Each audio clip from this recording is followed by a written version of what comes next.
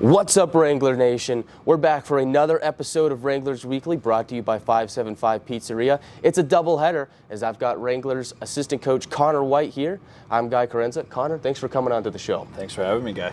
So, Connor, great start to the season. The word around town is the Wranglers, they're off to a great start. What's been the key to success so far? The guys have been buying in. A lot of adversity early on in the season.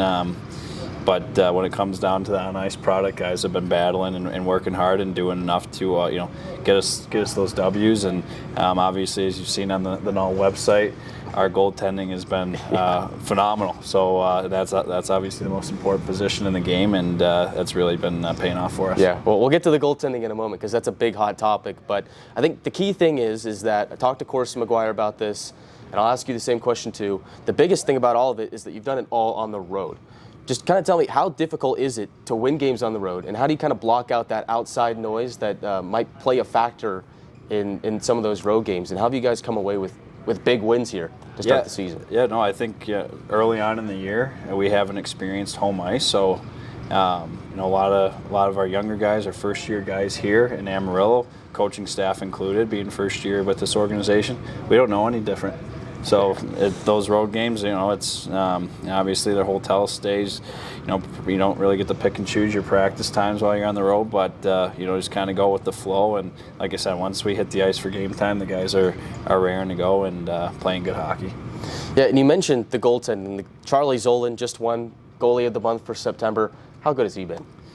Goalie of the month, player of the month for September. He's been lights out. You can't really ask for more, but at the same time, you need that. If you want to be a top team, you got to have a goaltender that's on fire. And he comes in with such good preparation, and because he's prepared, he's confident, and just allows our team to maybe take some more chances offensively from time to time, and not necessarily get punished because of it.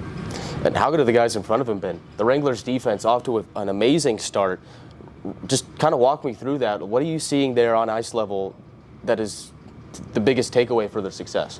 Defensemen and forwards, once we get into our D-zone coverage, they've been playing the system well, and clogging things up in the middle, keeping the shots limited against, and obviously that helps our goaltender too. It makes his job a little easier, but and at the end of the day too, our D are blocking a heck of a lot of shots. So it's a team effort in the D zone, and then obviously that's turned into some offensive production too. Now tell me about the penalty kill, because that's another big focus as to why you guys have been winning games. Some critical moments here these last couple of games where the penalty kill came up big. What's the reason for their success? Back to the goaltending. Your goalie's got to be your best. Got to be your best PKer, and it certainly has been. But again, when they're playing well in front of our goalie, it makes his job easier. So it's again, they're just buying into the systems. They're playing hard and doing it with a smile on their face. And obviously, you never want to be in a situation where you have to go in the penalty kill. But does it give you a certain? You have to feel pretty good about those guys going out there with the way that they've played. Has to give you a lot of confidence. 100%. Obviously, there's referees on the ice, so there's going to be penalties throughout the game. So that's why you work on it. That's why you prep for it, and the guys have been doing a great job. So take me behind the scenes of what you do behind the bench. Just kind of take me through that chess match of trying to get those mismatches in game. What's it like being behind the bench as a coach? Yeah, it's we talk about whether it's matching lines, our top line with their top line, or maybe mixed matching those lines, and then also going with the hot hand guys that are playing good in certain situations, more of an offensive line, getting them in the offensive zone, more defensive guys, get them in the D zone for face-offs. You name it. There's a lot of aspects to it. Sometimes there's gut feelings throughout the game, but you hope you guess right and get the right guys on the ice to give yourself the best chance to win. And the two guys working with you behind the bench, Taylor Harnett, Brandon Richardson, what can you say about the job that they've done so far? Excellent. It's been such a blast working with those guys, and as you experience what you're working with, being on the road so much, we're all kind of spending time together. But it's been phenomenal. Taylor does a great job with the players, and the guys have had to learn a lot in a short amount of time, and we feel like they're well prepped. So big kudos to him. And then Brandon, he's an awesome guy. He's keeps things light, and also teaching the guys and a lot of the stuff working with the defense. So I think with our tandem here, the three of us, it's really made it fun, and I think for the guys too. Well, I mean, the record speaks for itself. You guys have done a fantastic job. So now we move on to Lone Star this weekend, and this is an atmosphere that all three of you are going to experience for the first time. It's a tough building to play in. Defending champions, what's the message going into the locker room heading into this weekend's game? I think it's so early in the season. We can't come in acting like we're a 6-1 team. We got to come in, as you said, playing against the defending champions that are probably feeling pretty good about themselves still after the championship, and rightfully so. So we still have a lot to prove. We got to show that we can beat anyone in this division, and we still got a good number of opponents in our division to play still. So. There's nothing that we're overlooking by any means. And so when it comes to the Brahmas, how do you come away with a couple of wins here this weekend? I mean, in hockey, you gotta, especially at the junior level, you gotta outwork your opponent. Plain and simple, I know, and that's going to be a challenge. They're a very hard-working team. They have that reputation, so outworking them and make sure we're getting the details down right. Well, you can catch that on NATV, listen in on YouTube. Wranglers at the Brahmas this weekend, October 4th and 5th from NYTEX Sports Center. Those will be a good couple of games, good rivalry games to start the season. Our home opener right here in this building where we're sitting on October 25th. They're currently painting right now, and it's looking pretty good. It is. Yep, can't wait. It's all coming along, so make sure you get your tickets at AdmiralWranglers.com. So tell me about yourself now, your hockey story. I understand you had a bit of a playing career before, and then you transitioned into coaching. Tell me all about it. Yeah, so grew up a fan of the game. Played only up through high school. If you probably can't tell on the camera, I'm a little guy, only 5'8", but tried to play like I was 6'3" at times, and that led to some concussions, and so I had to hang up the skates as a player, which was a bummer, but maybe a blessing in disguise. I knew coaching was probably the next best option, and because I hung up the skates early, I got into coaching that much earlier.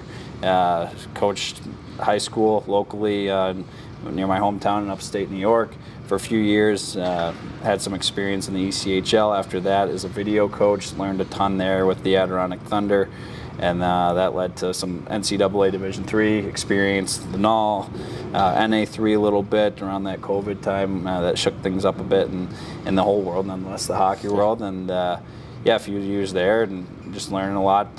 Led me here to Amarillo, so it's been a blast. We got a great setup here. Ownership's awesome and very invested in the organization, the players, and of course the community. No, we're happy to have you, and I guess I'll ask you, what's your favorite thing about Amarillo so far? We've been so busy with the Wranglers. That's the majority I've known. So Wranglers definitely is towards the top of the list in the organization. But it's been really cool to see the community, and coming from being in Minnesota and upstate New York, you're not really sure about Texas atmosphere when it comes to hockey. But it's been really cool to see how much hockey there is and how fast it's growing.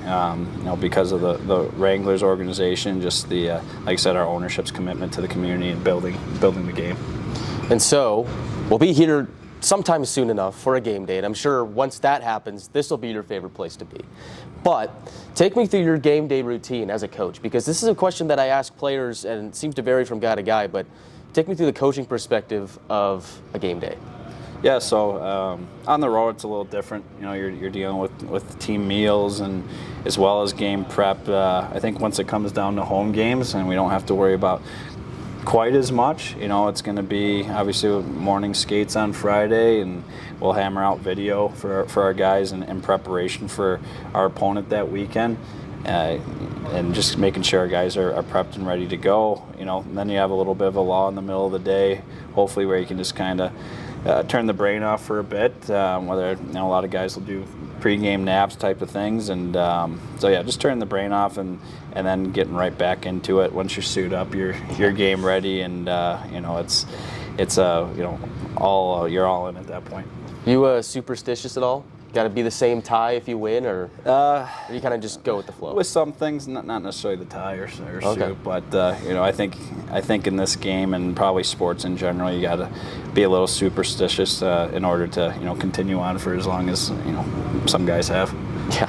Well, I mean, I know some of those guys have their quirks. I was talking to Corson yesterday. So about you yourself, I know it's been a lot of hockey so far, but in the off season when you got some time, what are some of your hobbies? It's outside the game. Those few minutes you get, of course, there's scouting and building the team for next year. But I like my downtime. I like to just be able to chill, and if I can fit in some exercise and get in decent shape during the off season, that's always a perk. And then for me, being away from home, that's important to see family. So that's probably my favorite thing to do, getting back home and just doing my rounds, seeing friends and family, and but come a month and a half into the off season, I'm usually pretty eager and itching for hockey again. Well, one last question, and this is a great group of guys so far. They're off to a great start. What's your favorite thing about them? I think it's just a matter like we faced a little adversity, just being on the road and everything that comes with that, and just the fact that they've battled through. They trust each other, and that's not easy with a lot of new faces. And obviously they're competing for spots on the team too. So to be able to have that trust with each other, even considering the circumstances, which is it's normal procedure. But it's been really cool to see that, and it's really helped us get those 6 wins. Well, it's a big 6 wins. You'll look for a couple more in Lone Star this weekend. Connor, thank you for your time. Thanks, Guy. That'll do it for our episode here of Wranglers Weekly, brought to you by 575 Pizzeria. Make sure you subscribe to our YouTube channel to stay up to date with all the happenings with the Wranglers. Follow us on social media. Check out this guy and the Wranglers take on the Brahmas this weekend. I'm Guy Chiarenza saying we'll see you next time.